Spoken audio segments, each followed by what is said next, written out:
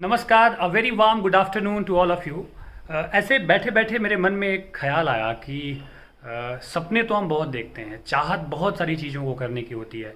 हम में से बहुत सारे ऐसे लोग हैं जो बहुत सारा पैसा कमाना चाहते हैं, बहुत सारे ऐसे लोग हैं जो एक अच्छी ज़िंदगी चाहते हैं, एक अच्छी नौकरी चाहते हैं। तमाम तरह की चाहतें हमारे भीतर होती है, लेकिन सवाल आता है कि आखिर ये चाहतें पूरी क्यों नहीं होती हैं। तो मैंने सोचा कि इस बारे में मैं आपके साथ बात करूं। देखिए, मेरा ये मानना है कि चाहे आप हजार सपने देख लें, जो भी मर्जी आप जो भी करना चाहते हैं, आप सब कुछ सोच लें, लेकिन उसको करने के लिए अगर आप कोशिश नहीं करते हैं या उसको लेके आपके मन में संकल्प शक्ति नहीं है, तो इसका कोई मतलब नहीं है। तो सीधी सी बात यह है कि चाहत अगर सच्ची है आपके मन में, तो दो चीजें आपके साथ होंगी। पहली की श्रम, आप उसके लिए कोशिश करेंगे, आप उसके लिए जी तोड़ मेहनत करेंगे, और दूसरी संकल्प शक्ति। ये दो चीजें अगर आपके पास हैं तो दुनिया में कोई भी ऐसा काम नहीं है जिसे आप पूरा नहीं कर सकते हैं। वो कोई भी सपना नहीं है जो आपका अधूरा रह जाएगा। तो सपने पूरे करने के लिए, अपनी चाहत को पूरा करने के लिए किस हद का श्रम और कैसी संकल्प शक्ति चाहिए, इसको बताने के लिए मैं आपको एक छोटी सी कहानी सुनाता हूँ। एक बार की बात है, एक फकीर एक मस्जिद के सामने खड़ा हो गया और कहने लगा कि मुझे कुछ चाहिए, कोई निकलेगा इस घर से और मुझे दे देगा। आसपास के लोगों ने समझाया कि भाई, अगर कुछ मांगना है तुम्हें तो तुम जाके लोगों के घर पे मांगो, मस्जिद में भला कौन रहता है कि कोई तुम्हें आके और देगा। उसने कहा कि नहीं, मुझे यकीन है कि परमात्मा निकलेंगे यहाँ से और मेरी झोली भर देंगे। लोगों ने कहा कि ये पागल है और समझने वाला है नहीं, थोड़े दिनों में इसको मज़ा आ जाएगा, समझ जाएगा।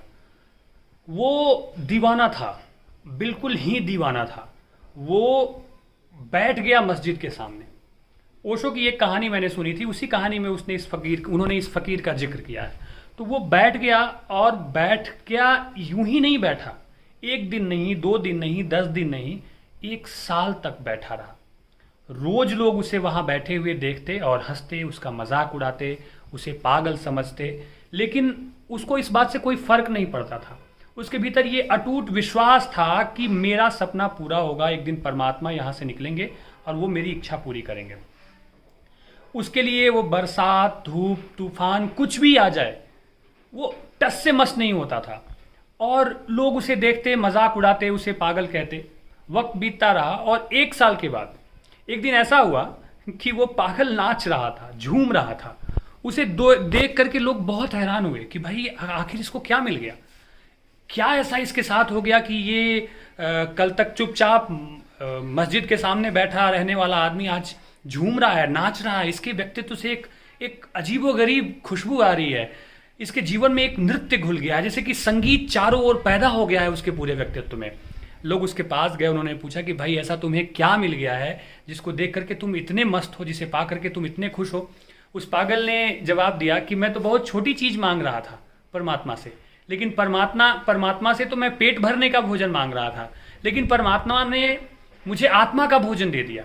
और ऐसी चीज मुझे मिल गई है कि जिसे पाने के बाद मुझे कुछ और पाने की कोई ख्वाहिश नहीं रह गई। मसला बस इतना सा है कि कुछ भी नहीं है मुश्किल, इंसान अगर जो ठान ले। आप सोचते होंगे ना कि हमें पढ़ना है, हमें ये करना है, हमें वो करना है, दिन रात आप सोचते हैं, लेकिन करते बिल्कुल भी नहीं है। तो जब तक आप करते नहीं है ना, इस सोचने का कहीं कोई मतलब नहीं है।